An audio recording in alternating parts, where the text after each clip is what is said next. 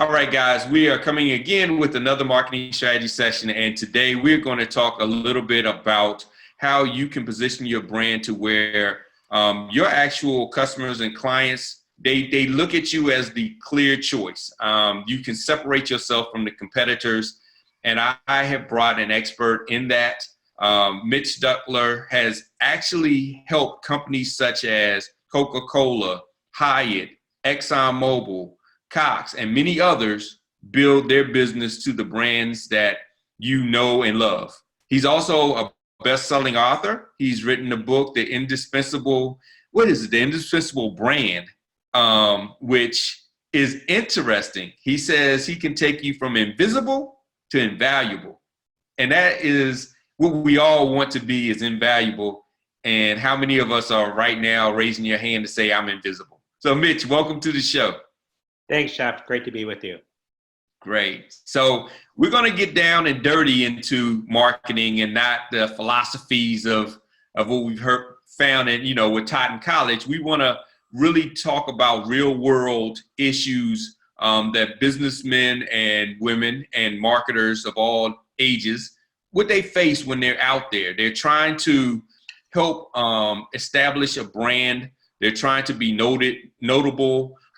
They're looking for all of these things, but they're looking at a lot of, I guess you would say, blogs and YouTube videos and theories that give this utopian pie in the sky, step-by-step, 1, 2, 3 in marketing, and falling short. So in your experiences, what would you say will be the one thing to make them, a brand? How to differentiate yourself from others in the market?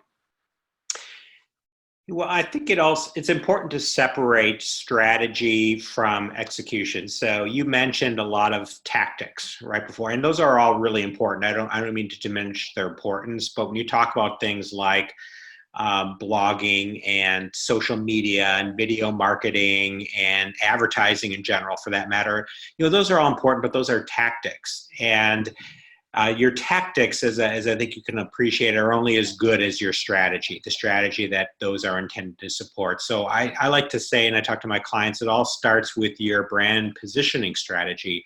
And have you identified a meaningful point of difference, something that really sets you apart from the competition? And, very often, more often than not, I would say is the answer to that is no.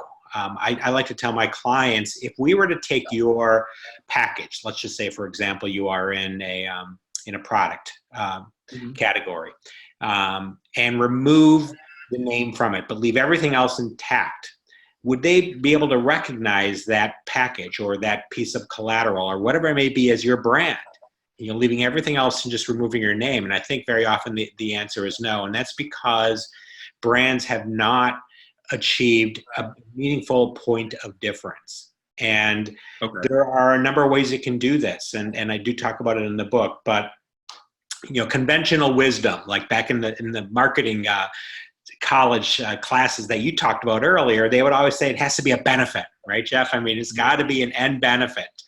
But very often it is, right? But it doesn't have to be. And in fact, very often in many categories, the benefit is arguably universal. Right? And, in transportation, an automobile, ultimately you get in a car to go from point A to point B, right? So if automobile manufacturers were to differentiate based on that end benefit, if we get you there from point A to point B, arguably there'd be no differentiation, right? So what do? A lot of them differentiate based on a how, the way they get you from point A to B. Mercedes is in luxury, Tesla. It's all about, it's a very different means, right? This is an electric car, an environmentally friendly, a sustainable solution. It's all in the how. Just like a Ferrari or a Volkswagen, it's going to get you from point A to point B, but in a very different way. So that's another way, right? Beyond a what or a benefit, it's a how. Very often hows are ingredients, right, or processes. But I like to tell clients, and I would tell your listeners, think about how you deliver a benefit, especially if that benefit is kind of an ante. Is that what makes you special? So that's the second. The third way I would propose is why. And Jeff, you're probably very familiar with purpose branding. It's been all the rage. Simon Sinek has a very famous TED Talk, Start with Why, right? And that's kind of what this is about. This is about a purpose or why your brand exists. Maybe there's something special behind your purpose that really can reflect the basis for a differentiation, for differentiation and for a brand promise. Importantly, this isn't about CSR, right? This is not about a corporate social responsibility campaign, and it's not even just mission. A lot of brands will have a mission statement, right? That's not what we're talking about. We're talking about companies who define their brand by their mission, and that says something very different, right? Patagonia is a great example of a brand that is very why-based or very purpose-driven, right? And the last is who, right? These are lifestyle brands that are very much about a persona. If you think about Mountain Dew, like what comes to mind, right? That's a very active Gen X, Gen Y, male gamer, extreme sport enthusiast, right? And they are the ones who embrace this brand, and they almost define the brand beyond any other element. Okay. So start with your positioning.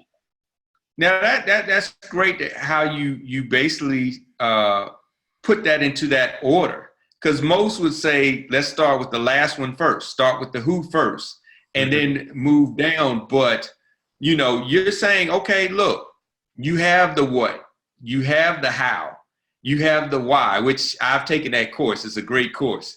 And then who does that really benefit? And once you understand that, now you're putting together a strategy in that way versus I have this particular widget and it does this. So we're just going to basically focus on the features, and we're the best at it, or we're the first to do it. Right. Well, a very important distinction, I should clarify, all four of these, I think, I would argue, are important, right? And every brand has it, right? To your point, every brand has or should have a target audience, right? Most brands have a mission or a vision or a purpose, and most brands have a what, right? A benefit and proof points, how. What I'm talking about is, what is it? Which one of those four is it that makes you different, right? It's not that you don't need the other three, but which of these is your point of difference, and which of these do you really lean into most heavily in terms of how you deliver your experience and in terms of communicating message. So no, thank you for clarifying. I'm not suggesting that the other three aren't important. They're all important, but identify what it is of those four that make you most different from everybody else. Okay. So yeah, that really helps. That really helps. That makes you special. So you have all four, but you focus on the one that makes you special. Your point of difference, exactly. Yep. Right. So like when you're out there and you've identified that, now you're looking at, okay, I need to put together this marketing campaign. I need to put this strategy into motion. Let's say one of the four is my strong suit. I'm going with that. Developing that story. What will be the next move in developing that whole, I call it story, but it's really tied into strategy. But with that strategy, you want them to go onto a customer journey. And so you're developing this narrative, this story that they go down to. What's the next best practice that you would say, you've identified them now, but now you got to go out and figure out how to get in front of them and tell them what they want to hear. Yeah. Well, you're referring to it as story. I would say, and I think story is one component, but I would broaden it and say experience. So what is the experience you want your customers to have? You talked about a journey, and I think that's a great description or a great analog. You are sending your customers or your potential customers on a journey, and it starts with pre-purchase, right? How do they become aware of you? How do you even enter their consideration set? How are they, how are you creating awareness for them and consideration? And then it can go into purchase, hopefully, and then even post-purchase where you have a relationship after. So wait a minute, stop right there. Say that last part again, because that is so important that we miss. Post-purchase is still important. So Say that again, because that is so much, so many times that's missed. Yeah, no, I agree. The relationship shouldn't end with the purchase, right? It should be a jumping off point, but it should also be a continuation, right? So think about all the ways that you can service a customer after the transaction that keeps them happy, keeps them loyal, maybe even makes them an advocate or a brand champion for you. And those are things like, your after service support and guarantees and warranties and follow up and customer satisfaction surveys, just touching them in any way you can to make sure that the relationship continues beyond when they've given you your money, so to speak. keep them a happy customer. Like I said, that keeps them loyal, but hopefully, ideally, it also builds raving fans, right? That tell others and refer you and sing your praises through word of mouth. So it goes beyond the receipt. Exactly. That shouldn't be the end, hopefully. Cool. Yeah, to finish, so exactly. Think about all of those: pre-purchase, purchase, and post-purchase. And then think about how that journey, put yourself in your customer's shoes. Better yet, do research and have your customers tell you what each of those touch points are like. And ideally, they should be very consistent with, if not inspired by, your brand positioning or what makes you different. And as you can imagine, if you walk into a dealership for Tesla or for Jaguar, it's going to be very different than Taurus for Ford, right? A Ford, when you buy a Ford or a Chrysler, let's say, you would expect very different touch points: pre-purchase, purchase, and post. Each of those should be reflective of the brands they represent. So evaluate every touch point along the customer journey within the context of that positioning and make sure it's on point. That's really the step once you have that meaningful point of difference. Okay. Now, when you're putting together this strategy, are you assuming those points up front, or you're kind of going as you go along, and then you're saying, "Oh, this is a point"? I know if you do it up front, you're still modifying as you go. But is that something that you bake into the strategy beforehand, or is that something that as you go along, you're just saying, "Oh, well, I've identified this point now. Let's add it to the strategy"? It can go either way, but typically what we do is once we have that positioning defined, we say, okay, let's kind of map out that journey, right? What is the experience from the very moment somebody becomes aware of your brand and all the ways they can become aware, all the way through purchase and beyond. And I try to identify them all as much as possible up front. That's not to say if you identify some after the fact, you can't and shouldn't incorporate them, you should. But do an inventory, and then you're going to have, if you're a typical brand and you have especially a complex sales cycle and journey map, you could have literally hundreds of touch points, right? We're talking about everything from the way, a receptionist answers the phone, to the copy on your website, to, your guarantee or your warranties or whatever. All of these different touch points matter, right? So you got to identify them, but then you need to prioritize them. Which ones are most important, right? And which ones probably have the biggest gap in terms of delivering on your promise or that point of difference. And that's really where you have your focus, right? It's that combination of the most important ones and the ones that need the most attention relative to your positioning. And you focus on those. That's typically how we instruct our clients to think about it. Okay. Now, with the digital world being so fast paced, would you recommend like a marketing automation tool to do this, or is it just something that internally is just a part of your brand structure that you're saying, okay, this is how we think about it? I know with the automation being all the rage, everybody's looking at some easy solution to do this. What would be your recommendations in regards to that? I think it can be either way. I think that, marketing marketing automation is a tactic, if you will, albeit Okay. right. I'm going back to tactics again, huh? No, that's fine. But that's where we are in the conversation. But marketing automation is fine, I think, as long as, again, like everything else, it's designed in such a way that it can deliver the brand, deliver the experience on brand. So in other words, with marketing automation, every touch point, every email you receive, every interaction, whether it's automated or live from a human being, it's almost irregardless, right? It needs to be consistent with the brand. I think you might have a little more leeway to do that when you have human interaction, right? I think you just inherently have more opportunities to infuse brand and your brand personality and your brand interactions into those touch points. But you can also do it through automation too. It's just paying attention to detail, making sure that messages, emails, whatever the communication that you're automating is consistent with your brand. Okay. So, we're going to get into the good, bad, and the ugly. Okay. So let's talk about the good.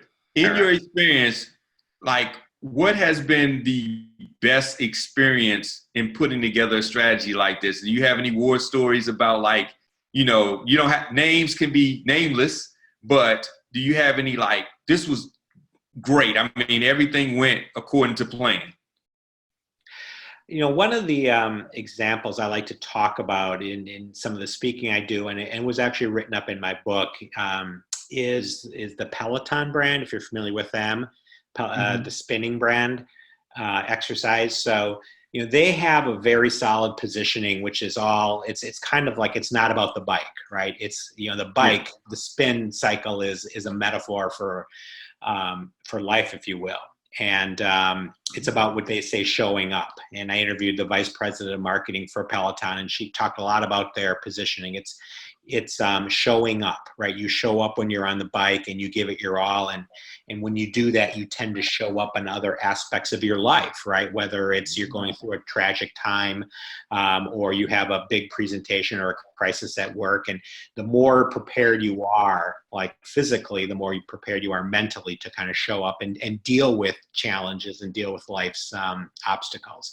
And they really do a great job. When you think about all those different touch points of how you learn about Peloton on the website, to the way they deliver and install their bike, to their instructors and the classes that they have that can be either live or on demand. They have a gorgeous display and great audio system that's supported. It really creates this experience that's very consistent with that promise of kind of an exceptional exceptional experience, and it helps you show up. And I'm a big fan of theirs, and I think they're a great example of doing that, really identifying that unique point of difference and carrying it through every touch point.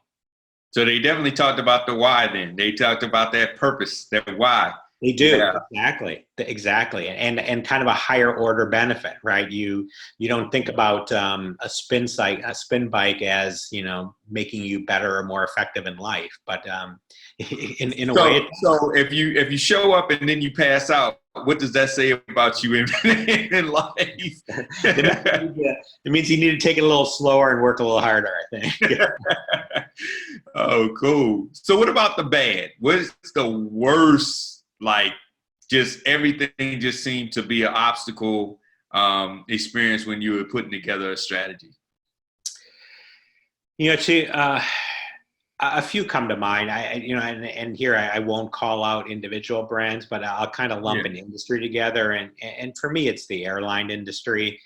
And I know they're an easy target, but I think everything about them. First of all, I think they struggle with what I talked about earlier around monotony. I think this notion of, I think if you were sitting on a plane and you didn't see the logo of that airline prominently displayed somewhere, and you weren't thinking about who you booked with, you wouldn't know what airline you're on, right? Yeah. It's very very monotonous, right? And very undifferentiated. So it starts with the positioning. There's a couple of ones that stand out. I think Southwest is certainly a little bit different, and Virgin. with Richard Branson infused in. But other than that, you think about the big guys with United and American and Delta and so forth, and they're really all the same. So it starts with a lack of differentiation, and then I think if you carry it through all the different touch points that comprise the experience, it continues, right? Just everything is a hassle. Things just don't seem to be. There's no consistency in experience and in delivery. Whether you're making a reservation, showing up at the gate, boarding, and some things are certainly out of their control, but I think a lot of things aren't. And they don't do themselves, I think, a service in terms of delivering an exceptional experience and creating an indispensable brand. You're right about that. I mean, actually, every time you go to the airport, it's kind of like a new experience. You're like, I hope it goes well. Based off of my last experience, hopefully everything is consistent. But you don't. You might get there and the whole process is totally different. The experience is totally different. So yeah. Have you ever asked anybody how was your flight, and they say, "Oh, it's great. It's uneventful," and they mean that in a good way, right? But way it's not, right? It's like it should be eventful and eventful in a positive way, but there really is nothing pleasant about air travel, unfortunately, and you have to ask yourself why. Is that just inherent about travel or air travel, or is it that airlines haven't been able to differentiate and create an experience that's really pleasant and enjoyable? Where uneventful is the best thing you can say about it. Except for those Instagrammers that show you, or YouTubers that show you these elaborate, where they're getting pampered. And that's good for the movies, but I haven't been on those flights just yet. I haven't either. I have not either. So the ugly, I will leave alone. The ugly usually is I'll answer the ugly. The ugly is the ones that we service anybody that has money. That's really the ugly. They're like, anybody that has money, that's who we go after, and we are the best. We are the cheapest, and that's what makes us worth you doing business with us. And it's like, wow, that does not work at all. And it makes it very hard to put together a strategy because you have no starting point. Right. You don't know who you serve. You don't know what benefit or need you're trying to address. You don't know how you can do it in a highly distinguishable way. It just goes from bad to up to worse, right? Yeah. When you don't have that. Yes, definitely. Well, Mitch, I appreciate you sharing your insight. The 25 plus years of experience and so many brands that you've helped. I really appreciate it. Hopefully everybody that listened and watched got something out of it. If they are looking to have strategy, they can reach you at fullsurge.com, correct? And also, before reaching out to Mitch, you can go to Amazon and purchase the book and get, learn a little bit, read a little bit. While you're on a flight, read a little bit.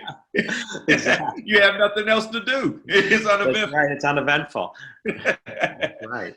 But yes, Mitch, thanks so much for sharing your insights with us. And, this is really just the tip of the iceberg, guys. This is not, really digging into the strategy. This is to get you to think in a good starting point way.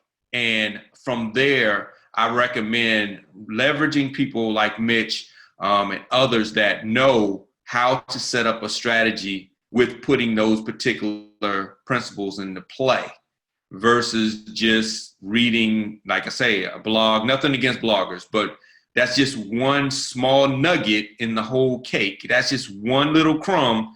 And if you're basing your entire marketing strategy off of one article, it's going to be a long day.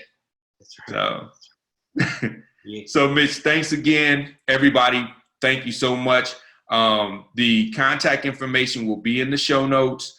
This is a part of the marketing community that's being built for marketers and business owners to help grow their business. So this is one of many different ways that you can market your business. If you have any trouble, you have no excuse because you actually have people that you can reach out to, right, Mitch? That's right. Absolutely. Yeah. So cool. Well, Everybody enjoy your day. I'll let you get back to work. Okay, thanks, Jeff. Thanks for having me on. I appreciate it. Thank you. All right. Oh, oops, I'm using the Mac. Sorry.